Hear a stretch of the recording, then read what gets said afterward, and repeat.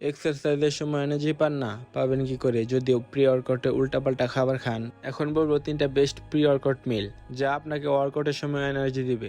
আমাদের ফার্স্ট মিল হচ্ছে 2টা কলা, 2টা ব্রেড, সাথে পিনাট বাটার নিতেও পারেন, নাও নিতে পারেন। এটা খাওয়ার 1 ঘন্টা পরে ওয়ার্কআউট শুরু করবেন, অনেক ভালো একটা পাম্প আসবে। সেকেন্ড, একটা ডিম প্লাস একটা আলু। এটা তাদের জন্য ভালো হবে যারা রিয়েল ফুড পছন্দ করেন, প্রসেস ফুড একদমই খাইতে ইচ্ছা করে না। এটাও আপনাকে অনেক এনার্জি দিবে। থার্ড হচ্ছে বানানা মিল্কশেক। এখানে 1 গ্লাস দুধ, 1 থেকে 2টা কলা, চাইলে খেজুর আর ড্রাই ফ্রুটস দিতে পারেন, নাও দিতে পারেন। এটা যারা রোগা পাতলা আছেন তাদের জন্য ভালো হবে। এটাই অনেক বেশি ক্যালোরিজ আছে।